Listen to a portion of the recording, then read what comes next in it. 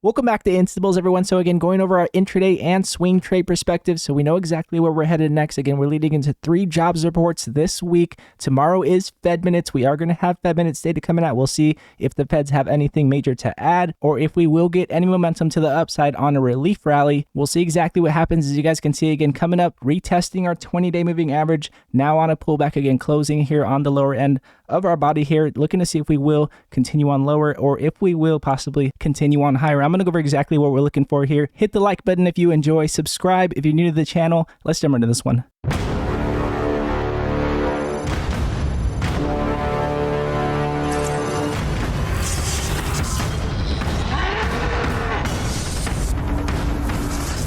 So jumping into the S&P with you guys here again, we were looking at yesterday's symmetric triangle here again, looking to see if we would break above it. We did have that break. However, as you guys can see again, our first stop loss would have been here running into our resistance. So again, taking profit on this break. But if we were looking for that continuation into our prior gap down, we were looking for that proof of concept on the up end of our channel, looking for a retest and a continuation on higher. That's not what happened today. Again, getting that spike out the gate and getting that pullback after PMI data coming out again on a false break to the upside, not continuing on into our gap down. Again, now sitting on a pullback as we closed here with that momentum candle, sitting still within our symmetric triangle, looking to see if we will get proof of concept still above our channel or if we will continue on lower. Again, we have 3 jobs data reports coming out. We have tomorrow's JOLTS jobs data coming out 30 minutes after market open. We have initial jobless claims on Thursday, 1 hour before market open. And we also have non-farm payrolls coming out 1 hour before market open on Friday. And tomorrow is Fed minutes data. That is the largest watch. And in my opinion, the second largest watch is going to be non-farm payrolls on Friday. So again, that is our intraday perspective. Looking at our swing trade perspective, looking at our daily chart, getting that false break here, not continuing on higher as far as that swing momentum.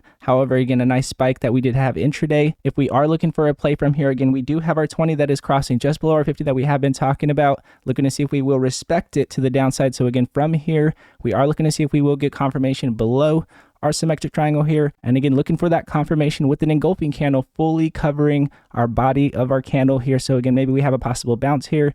Maybe some of our jobs data reports come out better than expected, but then maybe our 20-day does continue on lower, and then we do get that confirmation with an engulfing candle to the downside. So again, we'll see exactly what happens. We'll see if the Feds mention anything major. Again, if the Feds do mention anything major here, then this will be the rejection that we were looking for and that continuation again below our symmetric triangle here. So again, that will be our confirmation as far as swinging to the upside or to the downside into a few days. But if we're looking for that long play, again, we are looking for overall that proof of concept on the up end of our channel after getting multiple rejections on the upper end of our channel. Looking for, again, confirmation will be key here, because if we do not get our 20-day to cross back over our 50, if we do not start to respect our upper end of our 20-day moving average, and we do not get that proof of concept here, then we need to make sure we are careful after getting multiple rejections. And looking at our overall strength here, looking at our MACD with that decrease in sell pressure we have been getting, we do not have our 12 curling up here quite yet to cross possibly over our 26 for that bullish momentum, which again would be that gap up on the 4-hour chart into our gap down. Again, looking at our 4-hour chart, again, gapping down here,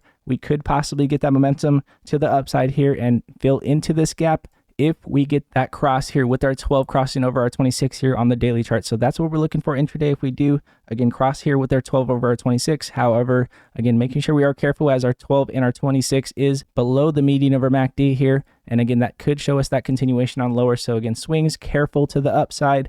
Intraday, we are just looking for bearish candle setups from here after today's pullback. Even if we do break higher, in my opinion, even if we do fill into that gap intraday on the 4-hour chart, then in my opinion, still looking for a possible bearish candle setup for more room to run to the downside, in my opinion, until we do get that proof of concept on the up end of our channel. Now looking at the DXY, very key, because again, the dollar has been a very huge indicator that's almost been showing us exactly what's going to happen next. Again, we have been looking at the dollar here. As you guys can see, we had our 12 curling down here, but however, now our 12 is crossing higher above our prior high here. So again, showing us a lot of strength here on the dollar, being careful on the SPY, because if we get strength here on the dollar, again, we get weakness on the SPY, and now getting an increase in buy pressure. If this increase in buy pressure continues, then we will have more strength here, and that will be that major pullback on the SPY and that possible confirmation that we're looking for to the downside here. So again, that is our intraday and swing trade perspective, looking for confirmation and looking at our targets here when we do get that confirmation. Again, the largest point that we had here on our VPVR showing us the most amount of volume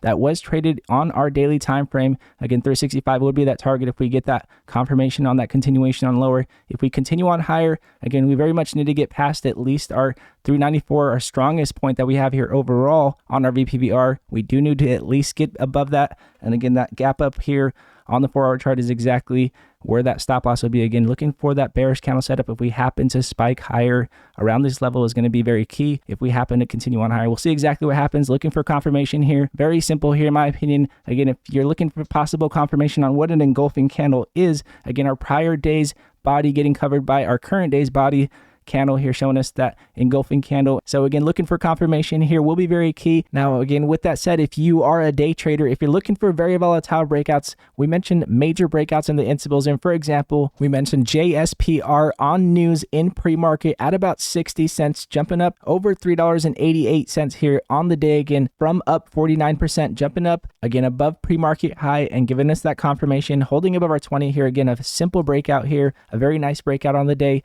continued on higher, up 640% from up 49% in pre-market. These are the type of breakouts that we will continue to look for in the instables room. Go to instables.com in the description below, and only for $15 a month, you will never miss a breakout alert today again. And again, all of you instables that come over every single day and support the channel, again, just taking what the market gives us like we had here with JSPR. We'll see exactly where the market heads after tomorrow's Fed minutes. We are anticipating tomorrow's Fed minutes going out the gate, so we'll see exactly what happens. And again, if you guys do like this video, it does help the channel grow, and I do appreciate it very much. And again, God bless you all, and I'll see you guys in pre-market.